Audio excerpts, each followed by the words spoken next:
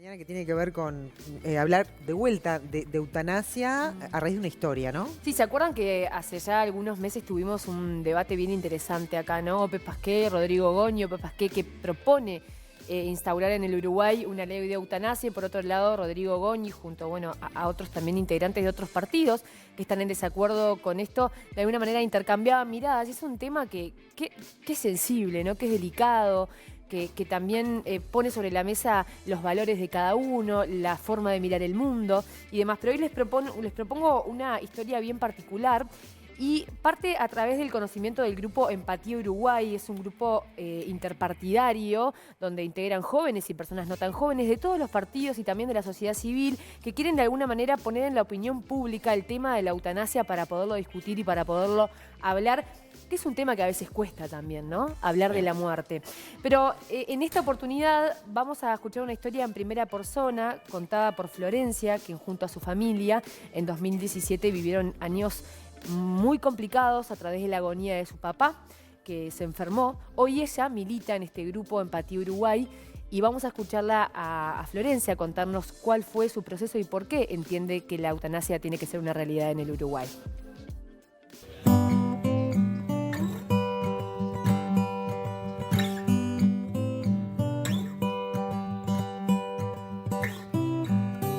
Falleció el año pasado, en marzo. Él sufrió durante 3 años ELA, que es esclerosis lateral amiotrófica. Esta es una enfermedad neurodegenerativa que implica que de a poco tus neuronas motoras van dejando de funcionar. Por lo tanto, dejas de poder caminar primero, luego de escribir, hablar, tragar correctamente y finalmente de respirar. Este fue un proceso súper doloroso entre 2017 y 2020 que sufrió mi padre, pero una de las peores cosas para él y para toda nuestra familia es que el hermano de mi padre y el padre de mi padre fallecieron de la misma enfermedad, que tiene un componente hereditario. Entonces, cuando mi padre tuvo el diagnóstico, ya sabía cómo terminaba esto. Mientras pasara todo esto, mi padre ya sabía que iba a mantener hasta el último momento su conciencia, porque de hecho hasta el último día estaba lúcido. Y todo eso fue un proceso terrible para nosotros. Empezó a ser una casa de afuera, o sea, realmente quiso evitar pensar en la muerte, pero en un momento se hizo inevitable.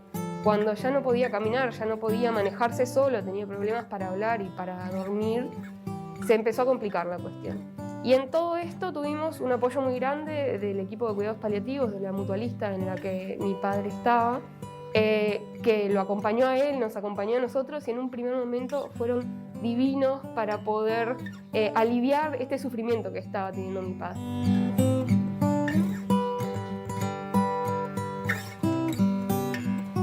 En un momento mi padre dijo: me quiero morir, esto ya no es vida para mí, estoy sufriendo, no le estoy pasando bien y ya sé lo que viene después y no quiero estar ahí para vivirlo. Y mi cuerpo ya no está acá. No fue un impulso de un día por un síntoma mal aliviado, sino que fue algo que se mantuvo en el tiempo y sobre todo porque esta enfermedad progresaba.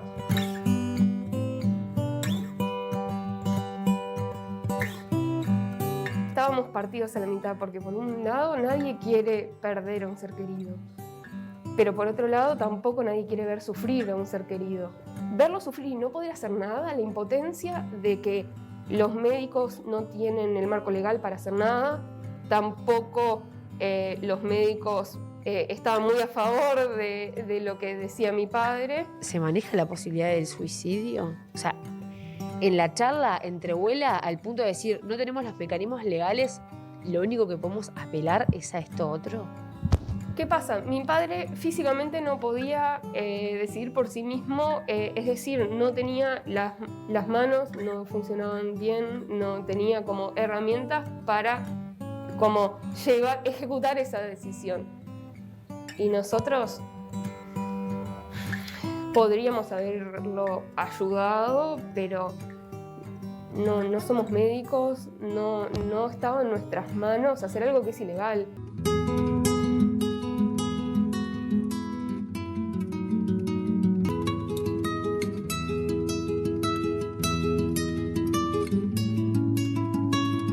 Empatía surgió este año como un grupo de jóvenes interpartidarios. surgió la idea de apoyar el proyecto de ley, de apoyar que haya una discusión, que haya un diálogo, que esto esté en la esfera pública y no desde falacias o desde acusaciones, sino desde realmente ciertos valores filosóficos que compartimos, porque yo creo que eso es una de las cosas más ricas que tiene el grupo.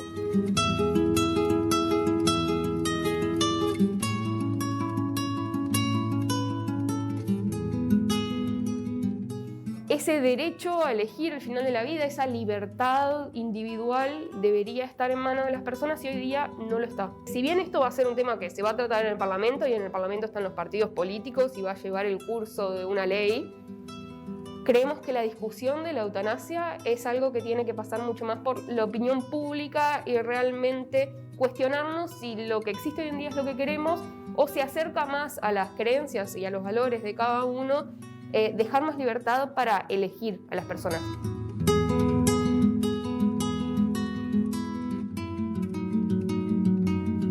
Evitar ese sufrimiento puede ser un acto de valentía, porque hoy en día me parece que entendemos que la vida es sagrada como un mantra absoluto que no admite tanta variedad como personas hay, diversidad de experiencias. Querría poder marcar yo el final de mi vida y no que me lo marque otra persona.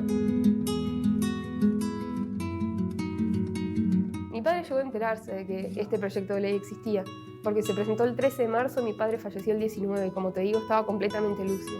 Entonces cuando se enteró nos dijo, qué bueno esto, ojalá llegase a tiempo para mí, cuando ya sabía que para él no iba a llegar por los plazos que lleva una discusión. Pero dijo, otra gente podría tener este derecho que yo no tuve.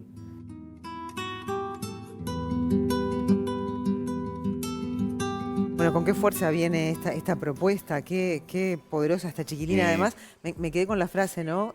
Evitar el sufrimiento puede ser un acto de valentía, ¿no? Y aparte digo, ya que estuvo tan de moda en el último año, ¿no será un tema también de libertad responsable, individual? Y ella me decía también, a veces hablar de muerte y sobre todo en este contexto, ¿no?, de pandemia donde la muerte está tan cercana y nos golpea tanto y contamos muertos todos los días a la noche, es complicado, pero el grupo Empatía Uruguay, que la verdad, más allá de que estés de acuerdo o no con lo que piensan, es para sacarse el sombrero. Son jóvenes de todos los partidos que trabajan e intercambian de una manera súper madura y abierta para por lo menos discutir el tema, que empecemos a hablar de este tema y que empecemos a ponerlo en palabras y llevarlo a la sociedad y que sea un tema de discusión y nos pensemos en el mundo. Yo quiero agradecerle a Florencia y también a su mamá y a su hermana, porque ellas dos también formaron parte de la decisión de contar su historia, de poner fotos de su papá, de abrir su corazón y bueno...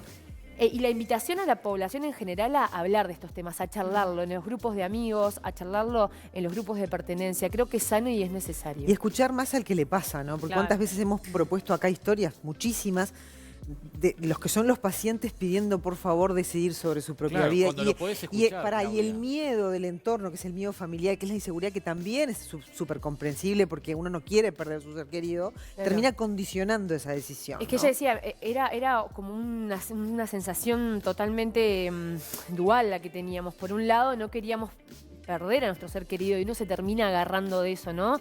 Pero por otro lado también lo veíamos sufrir y entendíamos su deseo de partir. Claro, eso que dice de consagrar la vida como un mantra sin importar la calidad de vida, ¿no? Claro. La situación particular de cada una de las personas, que es distinto como cada tipo de personas hay. ¿Y quién decide por el final de mi vida, no? Cuando vos podés decidir es una cosa, pero cuando no podés decidir es otro. Hay una película, no me acuerdo el nombre, ¿se acuerdan ustedes, chicos? Una película que justamente habla de eso, del derecho a decidir cuándo quiero partir. Bueno, tenés el documental, la película de Al Pacino, Kevorkian, ¿no? Que justamente es un tipo que instaura en los Estados Unidos, estuvo preso, ¿no?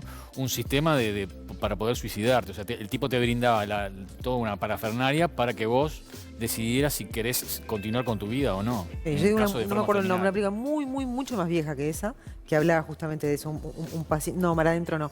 Un paciente que ya estaba postrado y que al final le ruega a las enfermeras, pero estaba solo en la vida, incluso había perdido todo estaba solo, entonces apela a la justicia y al final logra, después de muchísimas idas y venidas, decidir irse, Lo que partió pasa es que ahí y te la va- ley ahí- lo amparó, Ahí ¿no? después te entra la gente de paliativos a cuestionar el tema, que para eso están está el sistema de paliativo. Lo que pasa es que el paliativo para mí va más allá de que no tengas un dolor o que tengas un psicólogo a las 24 horas sentado al lado de tu cama. Va mucho más allá de eso. Y además Florencia lo destacaba, el trabajo que hizo la gente de paliativos en un comienzo de la enfermedad. Claro. Pero después ya no había más nada que hacer y Siento, no había No nada es que digno, calmara ese no- dolor. no es digno, Y no sobre es todo digno. un hombre que su padre había fallecido de la misma manera y su hermano Su hermano. también, con esta enfermedad. Y además artista hereditaria. el hombre, ¿no? Sí, artística. Trabajaba con sus manos, con sus imagínate. manos. Qué Y- frustración. Y la verdad que bueno, que yo quiero de verdad de vuelta agradecerle a Florencia porque no es fácil hablar en televisión, abrir tu corazón, abrir la historia de tu familia. Así que Florencia, me encantó conocerte y bueno, adelante ese grupo Bueno. el grupo que ponga el tema sobre Te la quiero mesa. decir que este programa-